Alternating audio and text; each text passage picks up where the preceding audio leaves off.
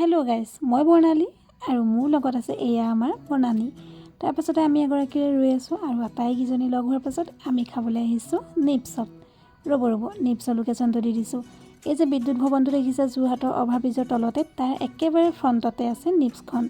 যদি আপোনালোক বঙালপুখুৰীৰ ফালৰ পৰা আহে তেনেহ'লে হ'ব আপোনালোকৰ সোঁহাত, আৰু যদি আপোনালোক টাউনৰ ফালৰ পৰা আহে তেনেহ'লে হ'ব আপোনালোকৰ একেবাৰে বাওঁহাতে।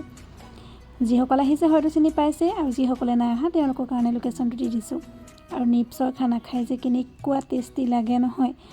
মই এইখন আগতে য'ত আছিলে তাতো গৈছোঁ, আৰু ইয়ালৈ নতুনকৈ অহাৰ পাছতো ইয়ালৈ মই বহুতবাৰ আহিছোঁ। সেয়ে ভাবিলোঁ আজি ধুনীয়াকৈ ভিডিঅ'টো কৰি আপোনালোকৰ মাজলৈ শ্বেয়াৰ কৰি দিওঁ। যদি কোনোবাই বাৰ্থডে পাৰ্টি দিওঁ বুলি ভাবে বা অন্যান্য পাৰ্টি দিওঁ বুলি ভাবে, বা আপোনালোকে নিজে আহি হ'লেও খাব বিচাৰে, তেনেহ'লে ইয়াত আহি ধুনীয়াকৈ খাব পাৰিব। ইয়াৰ খানা সোৱাদটো যদি বেয়া পায় মোক আপোনালোকে ভালকৈ ঠেকেচিব কমেণ্টত, আৰু যদি ভাল পায় তেনেহ'লে ধুনীয়া কমেণ্ট এটা দি দিব।